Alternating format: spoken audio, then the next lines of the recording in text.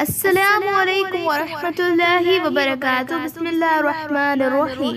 ए ईमान वारो, तव्हां जेको पाक ऐं हलाल रिस्क मेहनत ऐं मज़दूरी या तिजारत करे कमायो आहे ऐं जेके कुझु असां ज़मीन मां अव्हां लाइ पैदा कयो आहे तंहिं मां सुठो बहितर ऐं पाकीज़ा पंहिंजे रब जी राह में ख़र्च कयो, यानी अल्लाह जी राह में ॾियो त सुठी शइ ॾियो, ख़राब गंदी ऐं अणवणंदड़ शइ खे अल्लाह जी वाट में ख़ैरात करण जो इरादो बि न करियो। उहा शइ जंहिंखे हूंद अव्हां बाक़ियुनि ऊटनि खां सवाइ न वठो ऐं यादि रखो त यकीनन अल्लाह निहायती बेपरवाह बेनियाज़ ऐं ख़ुदि ई तमामु घणो साराहिल आहे। ऐं छाकाणि त अल्लाह जी राह में ख़र्च करण वक़्तु शैतान अव्हांखे ग़रीबी, मुफ़लिसी, मुहताजी खां ढिॼारे थो ऐं बुराई करण ऐं बेहयाई जी तरगीब ॾिए थो, पर अल्लाह तव्हांखे पंहिंजे मग़फ़िरत ऐं फज़ल करम बख़्शिश ऐं अता जो वाइदो ॾिए थो।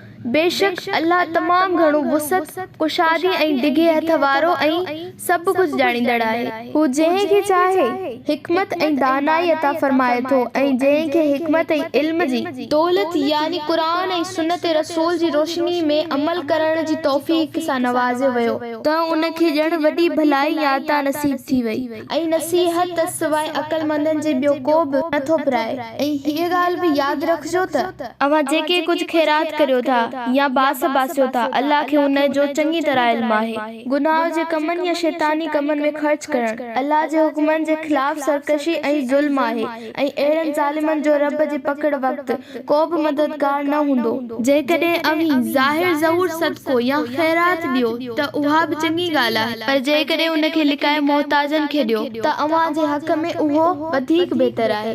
ईअं करण सां अल्लाह अव्हां जा गुनाह मिटाईंदो। ऐं यादि रखो त अल्लाह दिलनि जो मालिक आहे ऐं जेको कुझु अव्हीं करियो था तंहिं खां अल्लाह चङी तरह बाख़बर आहे। मोहताज काफ़िरनि या गैर मुस्लिम अज़ीज़नि खे ख़ैरात ॾियण खां न कीॿायो, छाकाणि त उन्हनि जी हिदायत का तुंहिंजे ज़िमे या हथ में न आहे, मगर अल्लाह जे वस में आहे।